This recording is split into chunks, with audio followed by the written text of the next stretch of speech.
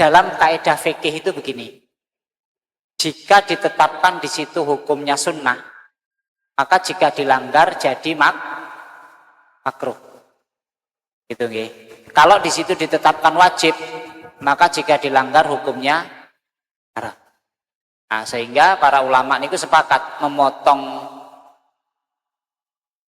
tidak memotong kuku ataupun bulu, ya niki kullu fi jasadin nas. Jadi semua bulu yang ada di manusia niku, yang dari kita kumis, masuk kemaluan, ya, apapun itu, rambut itu dimakruhkan dipotong ketika kita sudah berniat mau berkurban. Jadi kalau mau dipotong sebelum tanggal 1. Tapi kalau misalkan nyuwun ngapunten, ternyata kok lali dipotong, ternyata kukunya dawa-dawa ireng-ireng, ya tetep kudu malah dipotong. Karena kalau wis ketok ireng-ireng dawa-dawa, itu untuk membersihkannya jadi hukumnya wajib. Contoh misalkan jenengan pun mlebet dinten Jumat, kukunya dawa ireng-ireng, kan mboten penak Pak nak ditinggal tiang toh. Ae kok wong ngaji kukune dawa ireng-ireng, maka ini keabsahannya dipotong lebih utama. Walaupun sudah berniat untuk tidak motong mergone kurban. Makanya ketika kita mau ngambil sunnah ini, persiin dhisik sebelum tanggal 1 seperti itu. Jadi jangan wis ora usah dipotong lah, padahal belum tanggal 1. Nah, kalau penanggalan di dalam Islam itu kan mulainya dari maghrib. Lah tanggal 30 Dzulqa'dah belum masuk maghrib, kita harus resik-resik terlebih dahulu, termasuk bulu ketiak, termasuk bulu kemaluan, kuku, kumis, dirapikan. Lah mungkin ampun rapi melebet tanggal 1 tidak boleh dipotong. Di sini hukumnya adalah makruh. Mergone niku dihukumi sunnah. Ketika kita memotongnya, maka itu makruh. Seperti itu. Jadi memang butuh persiapan. Saya sebelum masuk maghrib itu saya sudah potong kumis, saya sudah potong kuku, maka sampai sekarang masih bersih kukunya Pak. Nah, kalau mboten kan 4 hari saja kuku itu sudah panjang. Ngoten nggih Pak nggih? Seperti itu. Ada lagi Pak? Oh, tidak ada lagi, monggo Pak. Oh tayyib, masya Allah nih. Berkurban untuk orang yang meninggal atas nama orang yang meninggal itu pertama diperbolehkan kalau itu sudah wasiat, pun wasiat, atau tidak wasiat tapi sudah meninggalkan pesan. Ya, dia tidak wasiat, lengkon aku mati tolong enggak, cuma aku wis niat cok na Idul Adha tak nyembelih kambing dikrungu mbek anake. Lah ini jadi wasiat, maka anaknya itu menunaikannya wajib, mergone itu wasiat. Lah daging kambinge nak jenenge iku wasiat, maka yang menunaikan anaknya atas nama orang yang sudah meninggal karena wasiat tadi itu tidak boleh ngambil dagingnya Pak. Ya, kalau itu wasiat. Nak bukan wasiat, misalkan jenengan kurban, ya jenengan malah mendet 1/3, kan seperti itu. Kedua, hukumnya itu tidak boleh kalau bukan wasiat, karena amalan udhiyah, penyembelihan hewan kurban itu sebenarnya didasarkan untuk orang yang masih hidup. Tapi mboten usah khawatir, karena berkorban itu 1 kambing boleh untuk 1 keluarga, maka orang yang sudah meninggal, kalau kita meniatkan itu untuk 1 keluarga, orang yang sudah meninggal tetap kebagian pahala. Yang ketiga, nak mekso Pokoknya iki tak gawe atas nama yang meninggal.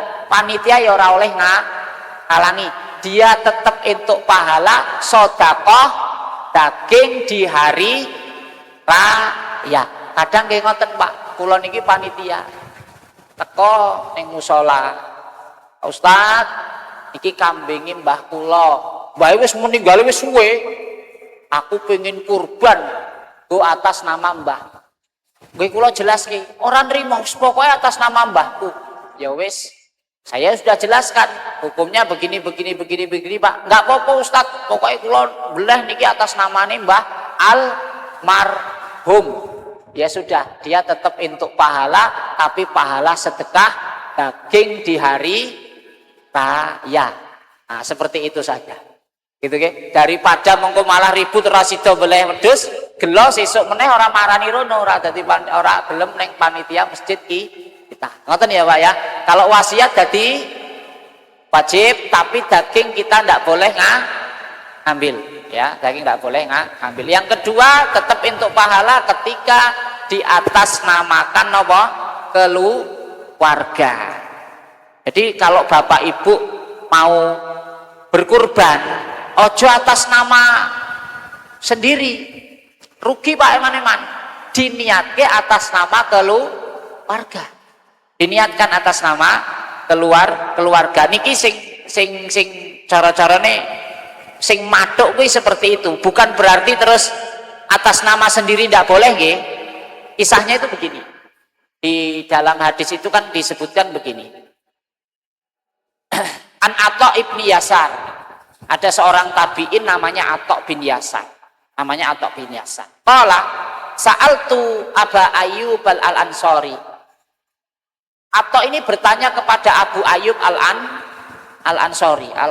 Abu Ayyub al-Ansari niku sahabatipun Nabi. Jadi ini masih masa tabiin, sahabat masih ada. Ning Nabi pun boten enten. Apa katanya? Kaifa kanat dohaya ala ahdi Rasulillah sallallahu alaihi wasallam. Bagaimana sih zaman Nabi dulu, mereka para sahabat atau Nabi juga berkurban?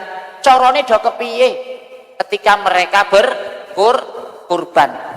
Faqala, lalu Abu Ayyub mengatakan, kana rajulu, dulu orang-orang dulu di zaman Nabi itu yudahi bisyati anhu wa an ahli baitih.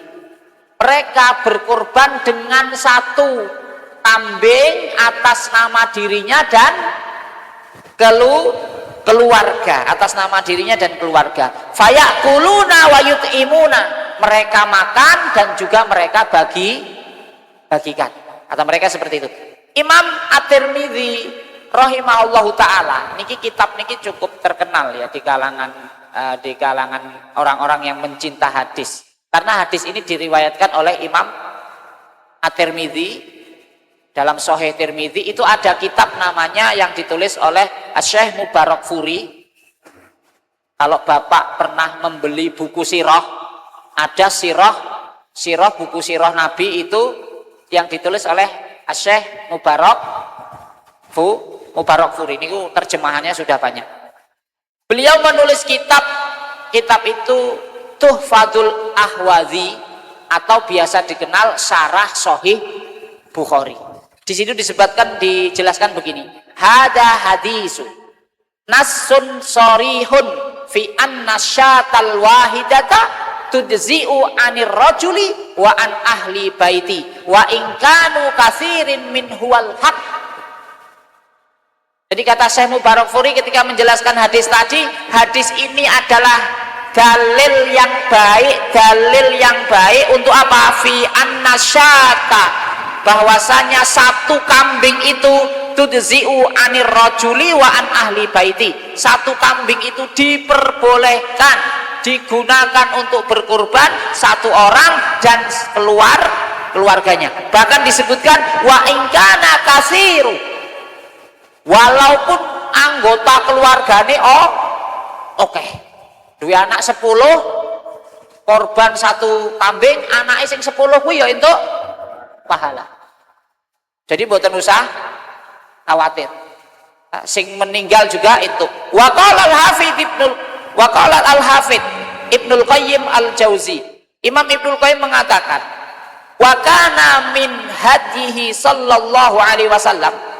Dulu ketika Nabi berkurban, ya, anna syata tujzi'u 'anir rajuli wa an ahli baiti walau kasura adaduhum.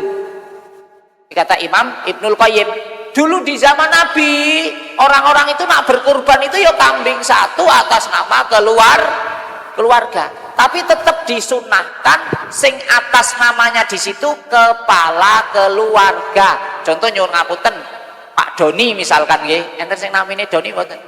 Mboten nggih. Doni dan keluarga. Nah, sunahnya seperti itu ketika akad nanti. Ketika akad di panitia. Dan satu sunnah yang banyak dilupakan itu, Pak, ya, ketika akad. Jadi ketika akad itu, ketika akad kambing itu, saya kemarin merangkum tentang kebutuhan napa namine materi kurban. Saya rangkum dan alhamdulillah masih ada ketemu memorinya di sini. Jadi ketika akad, Pak, kita kan teko neng panitia ngoten nggih. Teko neng panitia terus kita akadnya itu harus jelas dengan wakalah. Akadnya harus jelas dengan wakalah. Bagaimana itu? Nyatakan niatnya wakalah dan akad di depan panitia biar panitia itu tahu tentang hak syar'i. Contoh begini, Pak, ini kurbanku dan keluarga. Nah seperti itu. Ojo itu kurbanku tok. Jadi akad di situ harus ada kejelasan. Jangan ki wedhusku, pokoknya wis beleh, panitia ki duite maksudnya duit iuran. Tapi dijelaskan, ini kurban saya dan keluarga. Bila perlu diakati, panitia tekon sisan. Misalkan panitia aruk ngambil daging go makan siang. Secara hukum dasar, nah ora izin, ora entuk, Pak. Tidak boleh. Panitia tiba-tiba ngambil daging untuk dimakan bareng, maka diakatkan di situ. Pripun akate?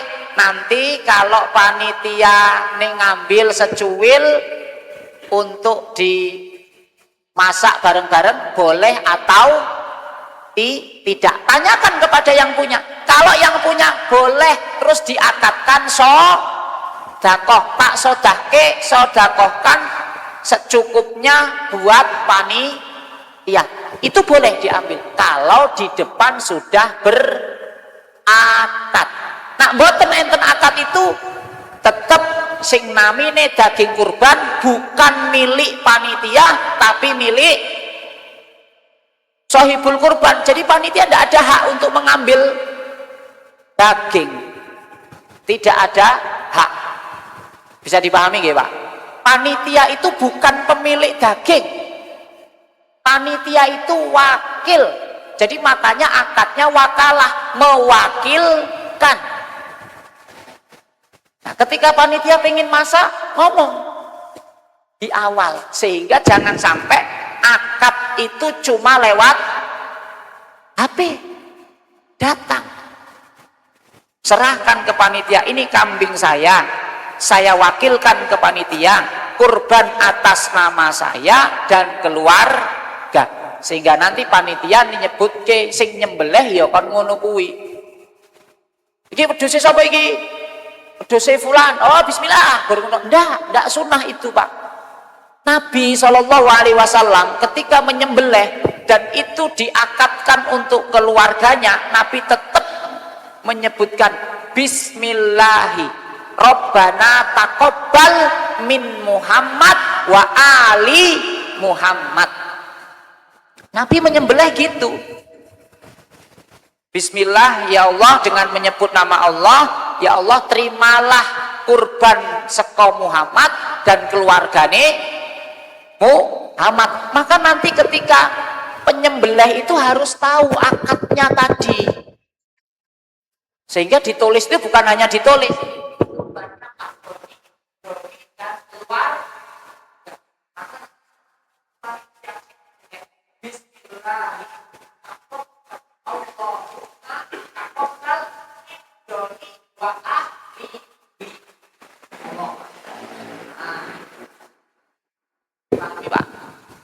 Ini pentingnya kita berwakalah, mewakil, biar akadnya jelas. Karena sekali lagi, panitia bukan pemilik hewan kurban, sehingga panitia tidak boleh mengambil keputusan selain daripada yang telah ditetapkan oleh Allah dan Rasul. Tidak boleh. Nah, ini pentingnya mengakadkan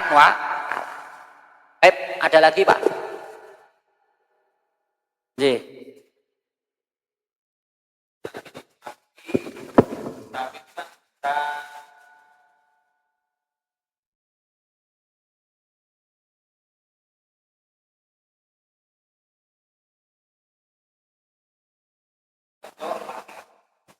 Orang tuanya yang sudah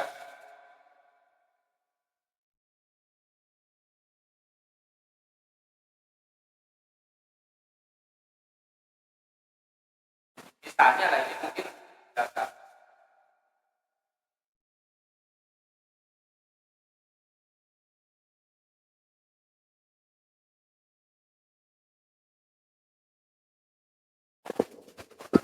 untuk orang yang tinggal menjadi ya tidak apa-apa, yang 6 tetap karena pahala itu sesuai dengan niatnya tadi, tidak apa-apa. Karena memang sapi niku nggih boleh 7 orang. 7 orang itu sudah batas mentok ya. Wis maksimal. Ya silakan mau niatnya apa enggak apa-apa. Seperti itu. Niatnya apa enggak mengapa. Di kampung saya niku nggih ada ya orang satu itu, pokoknya bertahun gombai dikirimi. Ya wis enggak apa-apa. Saya yang penting sudah menyampaikan. Enggak mau pokoknya aku rela ora kurban demi ngirimi mbah. Padahal sudah saya sampaikan, jenengan atas nama keluarga mbahmu ya entuk Pak.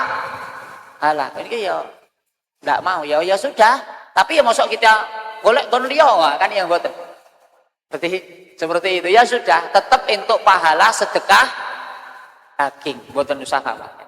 Ning ora entuk pahala kurban. Tapi pahalanya ya gede Ustaz. Ya gede wong sedekah ning 10 hari pertama bulan Dzulhijjah.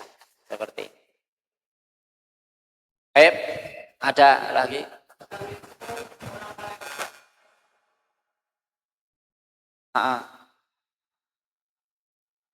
Ya, begini. Sing ngomongin yang wong liya. Sing nyembelih tetap harus paham, Pak. Sing nyembelih harus tetap paham.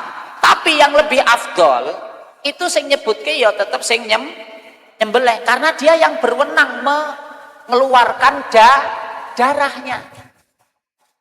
Atau mungkin bisa pakai solusi sing nyembelih ngikuti. Jadi jenengan bacake sing nyembelih kon ngetutke bismillah. Nah, Robbana taqabbal min doni wa ahlihi Allahu Akbar. Udah. Seperti itu. Jadi pakai teori dinyebutke bila perlu sing ning kono sing nyekeli kon melu nyebutke sisat malah rame ya men semangat malah. Seperti itu. Ngoten ya.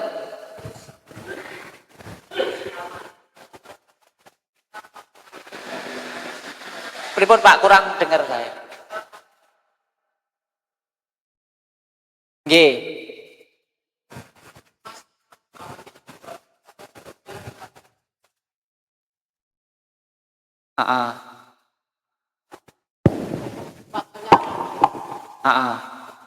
Ya enggak apa-apa.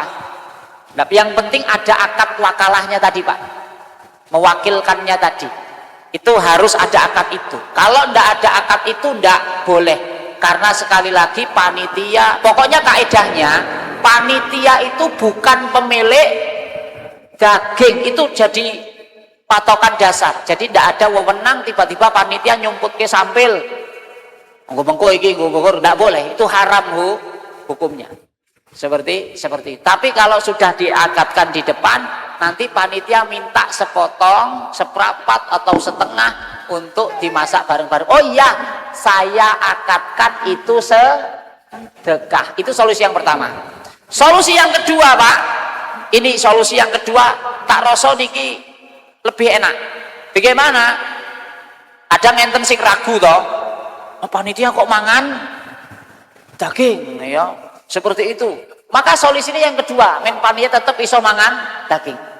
Diakatkan juga oleh si pemilik daging, mengko jatahmu sing sepertiga tak powel sidik ya, nggo masak. Jadi bukan diambilkan dari daging yang mau dibagi, ning daging yang jadi balen di pemilik. Nah, itu diakatkan di depan. Nah, ini lebih menyelamatkan, lebih menenangkan. Seperti bisa pakai solusi itu. Nah, misalkan panitia ini ya kepingin tenan masak. Seperti itu. Pak. Gini, terima kasih. Tadi untuk daging itu kan hak penuh dari sahibul korban. Kemudian kan panitia kan tidak ada, selama ini tidak ada akad dari sahibul korban terhadap panitia, nanti dibagi ke sekian orang. Nah, itu kan panitia kan ngambil langkah sendiri dibagi seperti itu. Itu nanti bagaimana hukumnya, boleh atau melanggar hukum? Baik. Kalau itu maksudnya akadnya di situ itu ya wis akadnya dibagi. Yang mengetahui teknisnya adalah panitia. Tidak masalah itu.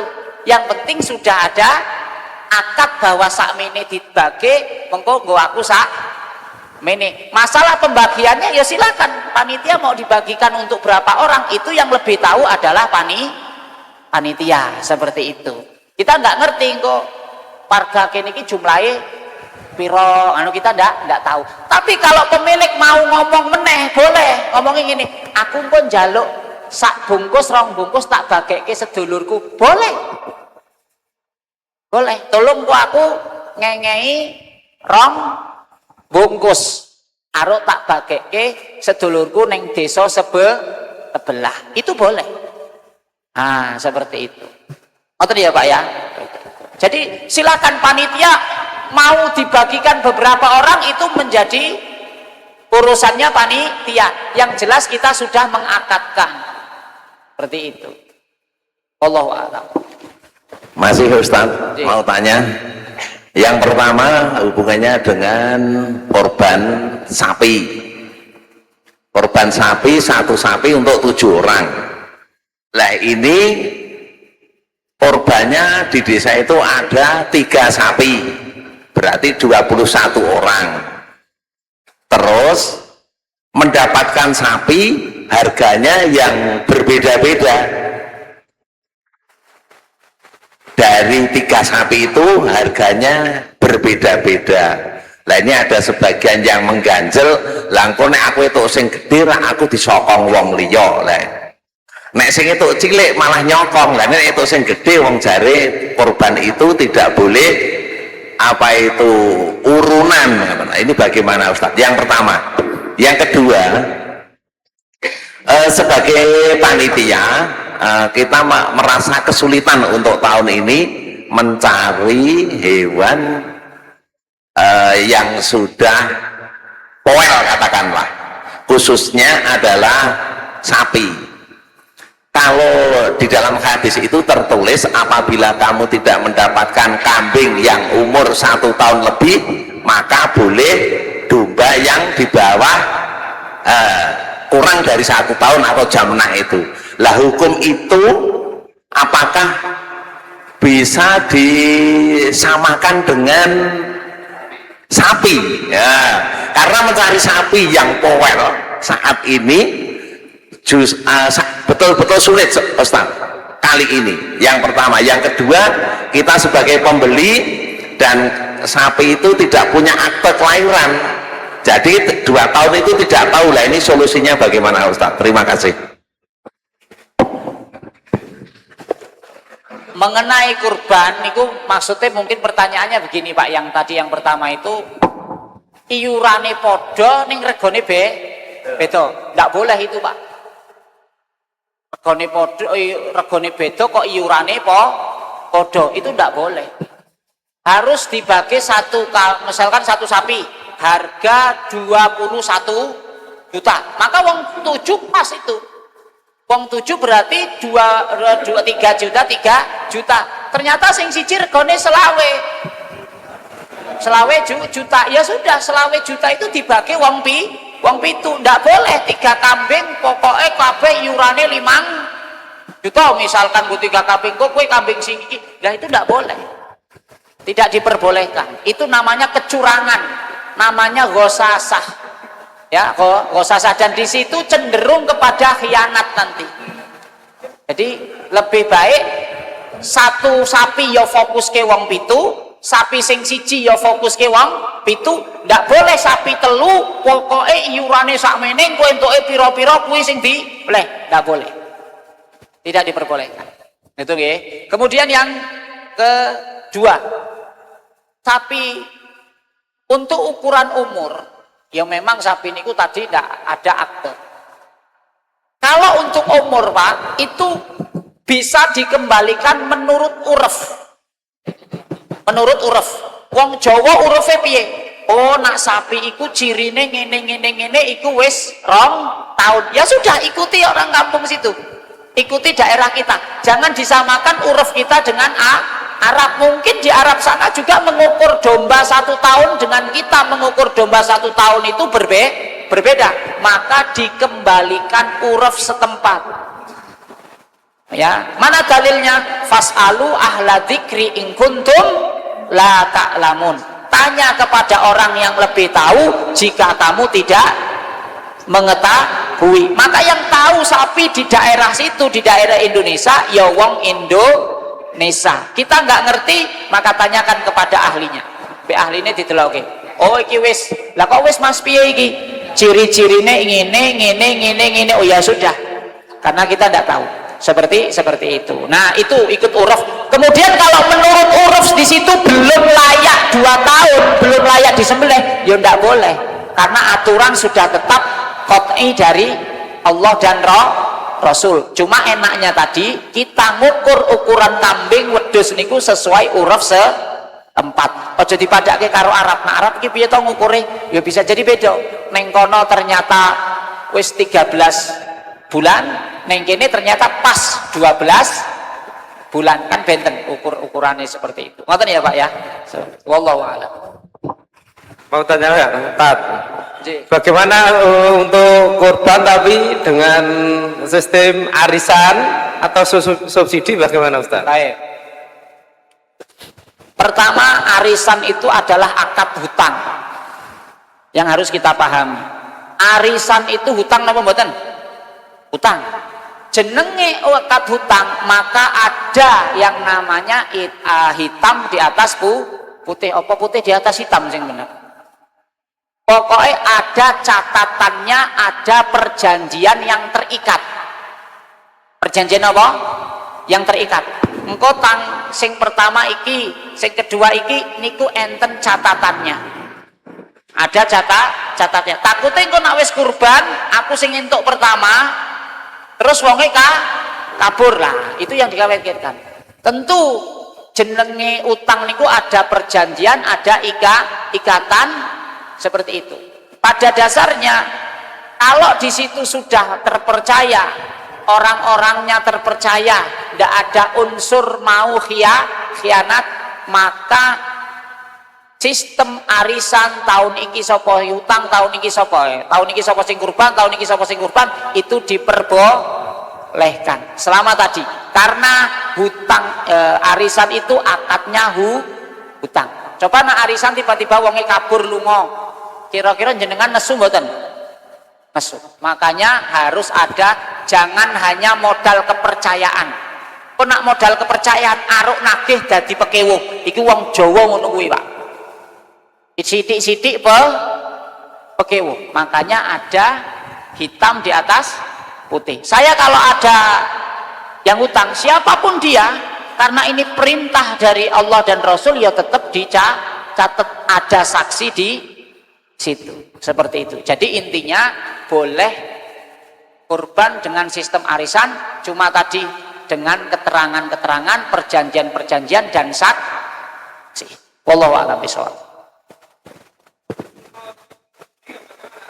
Subsidi ini maksudnya pripun?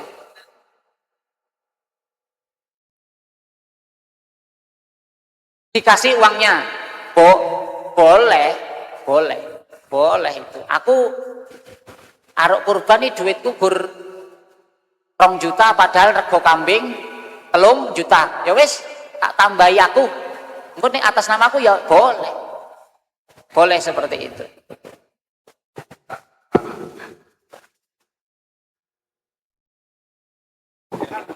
Akad tersendiri dari sohibul kurban kepada si penyembelih kurban.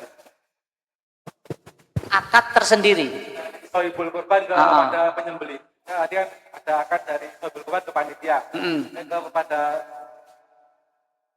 Kalau tukang sembelihnya bukan termasuk panitia, maksudnya panitia nyewa meneh tukang sembelih, maka ini panitia yang harus mengakadkan sebagaimana akad tadi dari sohibul kurban. Jangan sampai panitia ndak nyebut ke. Misalkan nih, bapak di sini panitia, eneng sing nyembelih, aduh aku rawani, aku urung latihan nih.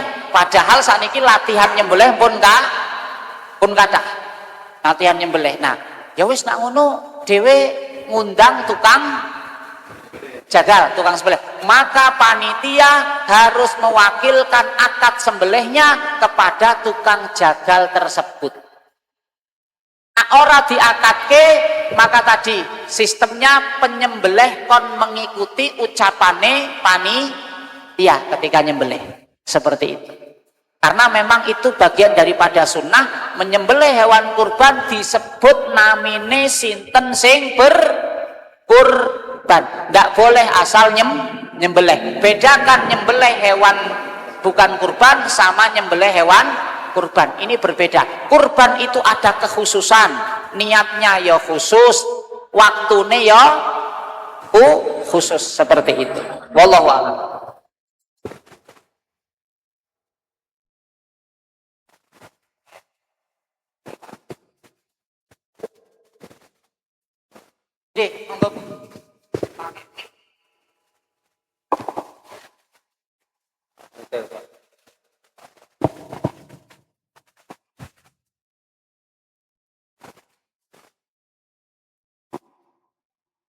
Bismillahirrahmanirrahim. Assalamualaikum warahmatullahi wabarakatuh. Saya mau tanya, misalnya seorang istri mau korban, sedang istri itu kan bukan kepala keluarga, si suami tidak korban. Apakah korban yang dilakukan istri dengan uangnya sendiri itu nanti akadnya istri dan keluarganya, apa hanya diri sendiri istri? Terima kasih. Assalamualaikum. Boleh Bu, akadnya sing luwih apik walaupun bukan kepala keluarga, itu karena uang istri murni ya, ora saka suami loh ya. Ini kan nak istri duwe penghasilan dhewe ya duit istri loh ya Pak ya, jangan diminta loh ya Pak ya. Istri ini duwe penghasilan sendiri terus ambek bapak itu aku duitnya tidak boleh. Uang istri ya uang istri, maka istri diperbolehkan berkurban mengatasnamakannya dan juga atas nama keluarga. Misalkan namanya Siti Maimunah, misalkan ya wis Siti Maimunah dan keluarga, seperti itu. Wallahu a'lam.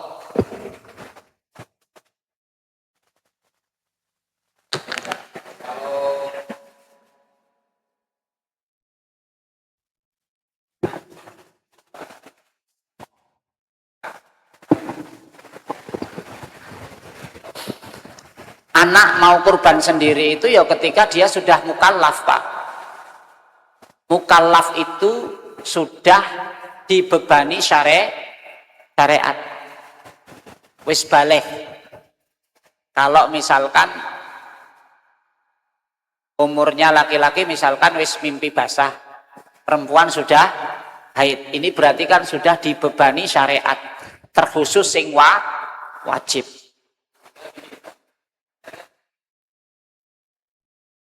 Nggih.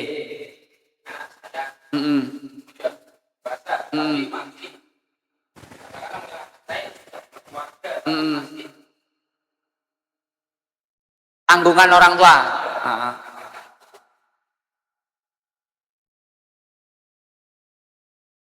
Boleh kan? Bisa juga masih tetap ikut Orang keluarga. Baik. Kalau dia punya uang sendiri, silahkan dia pakai nama dia sendiri dan juga keluarga. Kalau belum sakit, tetap melu wong tuane atas nama ke keluarga. Anak ayo entuk pahala. Seperti itu saja. Kenanya. Karena isi gabung wong tua biasanya kan urung eneng penghasilan dewe misalkan seperti itu. Belum memadai ya. Ya kalau seperti itu kita bisa memahami bahwasannya ada dua hukum ketika berkurban. Hukum yang pertama, kurban itu hukumnya wajib. Ini menurut pandangan Imam Abu Hanifah. Ya. Pandangan Imam Abu Hanifah. Beliau memandang niki wajib berdasarkan dalil fasholli li rabbika wanhar. Fasholli li rabbika, dan sholatlah atas nama Allah, wanhar, dan sembelihlah hewan kurban. Kata beliau, kenapa ini wajib? Pergone sing pertama, wanhar digabungkan dengan perkara sholat. Karena dalam kaidah nahwu, wanya di situ ada huruf wawu, namanya wawu atof. Wawu atof niku wawu yang menggabungkan antara perintah pertama dan perintah kedua. Sholat 5 waktu wajib boten? Wajib, niki sepakat.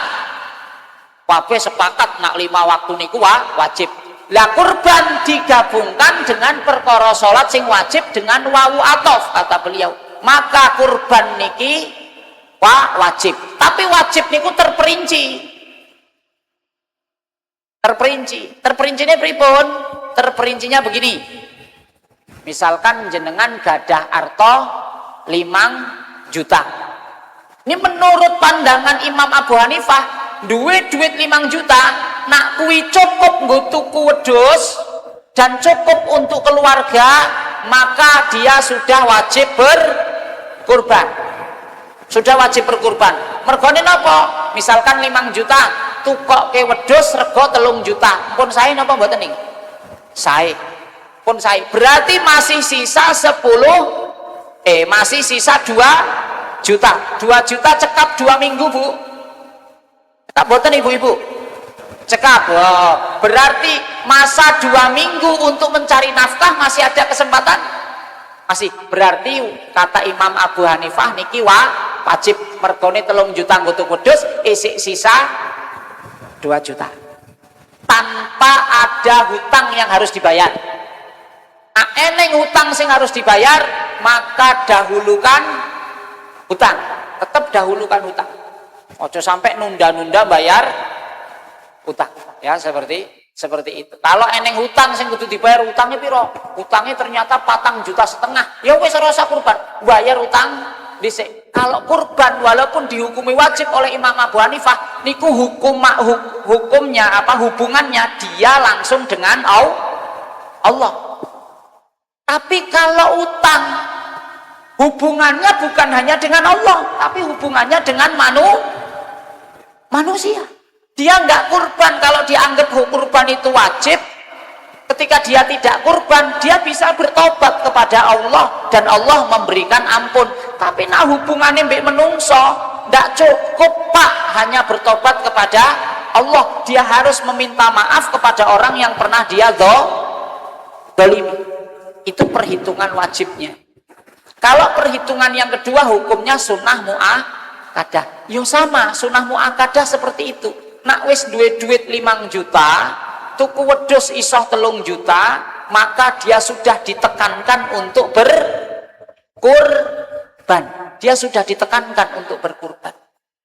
Sehingga nak bapak, ibu, tentu kalau kita di sini, karena memang jumhur ulama sepakat ya, selain daripada Imam Abu Hanifah, itu hukumnya sunnah mu'akadah. bagi yang mampu sangat ditekankan untuk berkurban. Kenapa sangat ditekankan? Pertama, itu ibadah khusus, waktunya ya khusus, dan itu terjadi setahun sekali, sehingga itu menjadi kesempatan untuk kita mengambil meraih ridhonya Allah dengan jalan itu. Kalau kita sengaja tidak berkurban, padahal kita tadi mampu dan kita meyakini itu hukumnya adalah sunnah muakkadah, berarti kita kena hukum makruh karena kita sudah melalaikan sing sunnah muakkadah. Sunnah yang ditekankan, muakkad itu ditekankan sekali. Sekarang bapak ibu gak ada duit pinten, ojo-ojo neng bank 10 juta si eneng, oh niku sudah harus ditekankan kurban niku lah, neng dompet orang eneng nggak usah, eneng bank ya dipendet. Jadi buatan usaha eman pak, neng usaha itu buatan usaha eman saya itu, ya seperti itu. Dan nanti juga ada yang tanya, Ustadz, kalau saya hutang untuk berkurban bagaimana? Dilihat, ulama merinci, dilihat. Apa yang harus dilihat? Ketika utang, duit jaminan apa mboten? Misalkan duit jaminan, maka silahkan. Jaminan barang dan jaminan siap bayar, maka silahkan ora popo utang.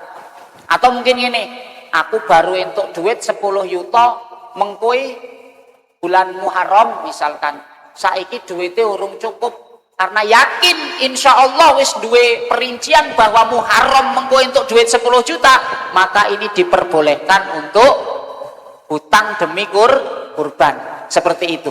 Ning nak mboten enten keyakinan ngoten, jaminan ya ora duwe, barang ya ora duwe nggo jaminan, kemudian ya angen-angen jaminan naruh entuk duit iku ya dereng gadah, maka mendingan mboten usah.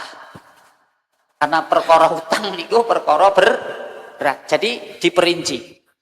Ya, silakan mau utang monggo tadi dengan rincian tadi. Nak mboten gadah 2 rincian tadi, maka mending mboten usah. Seperti itu. Wallahu a'lam bishawab.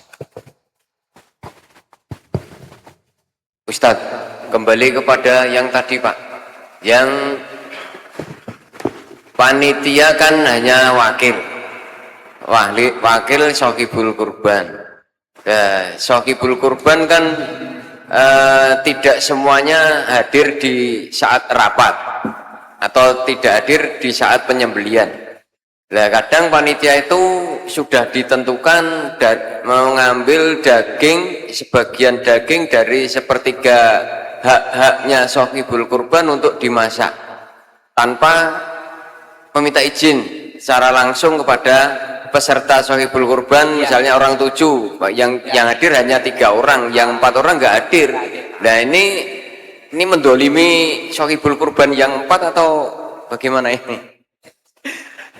Kalau ketidakhadirannya mergo sahibul kurban, bukan mergone panitia sing ora aro-aro, ya, itu tetap kesalahan ada pada sahibul kurban. Tapi tugasnya panitia tetap memberikan rincian. Kalau di tempat saya niku enten cara-caranya apa ya? Dokumentasi. Sebelum mau kurban niku enten sing nulis, mengke pas salat Id niku dibacake. Yang berkurban fulan bin fulan ini keluarga fulan, nanti begini dibagikan segini, entuknya segini, nganunya segini. Sepakat Bapak Ibu sampun nggih. Sudah, itu sudah masuk akad. Mergone ya ngono kuwi juga tenggen kula niku ya diundang kon teko, ngono kuwi ya ora teko, Pak. Ora teko niku. Padahal gitu, akhirnya ya sudah. Tulis neng surat dijabri siji ya, ketetapannya uang 100.000 nanti akan dibelanjakan plastik ini seperti itu. Jadi dilengkapkan seperti itu biar dia baca. Nah nanti laporannya juga ada, biasanya ada rapat setelah Idul Kurban. Rapatin apa? Daging dibageke wong sekian, dibalekke iki untuk jatah sakmene, ini jatah seperti itu. Ngoten mawon, itu memang Sahibul kurban iku nggih kula nggih bingung niku Pak. Wong arep kurban iki yo teko ning masjid ya ora gelem. Mergone kadang sahibul kurban niku ya ora tau ning masjid, Pak. Ora tau ning masjid. Niku nggih repot jane. Kemarin itu kita di tempat saya itu sapi 1 sama kambing niku 8. Niku sing teko ya gur wong 4, Pak. Oh coba niku wah ya wis akhirnya kita tulis. Yang penting ada tadi nggih Pak, ada penyampaian kepada mereka. Demikian Bapak-bapak. Nyuwun ngapunten sudah 8:30. Ini saya akhiri. Mugi-mugi kurban kita semuanya makbulah, diterima oleh Allah Subhanahu wa taala. Ini amalan yang begitu besar, amalan yang luar biasa. Kalau kita belum bisa berkurban hari ini, apa kata para ulama?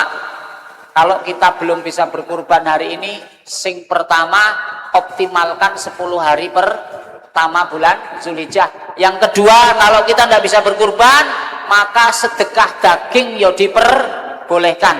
Tak nyembelih ayam, mengko tak bageke panitia kurban mendo mangan. Lah kita dapat pahala sedekah daging di hari raya. Itu pernah dilakukan sahabat Ibnu Abbas, Pak.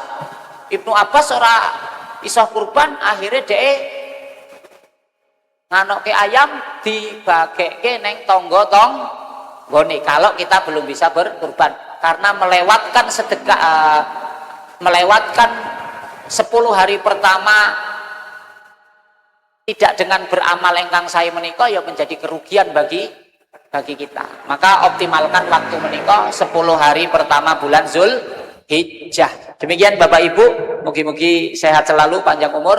Aku lu qauli hadza astaghfirullahaladzim li wa lakum. Assalamualaikum warahmatullahi wabarakatuh.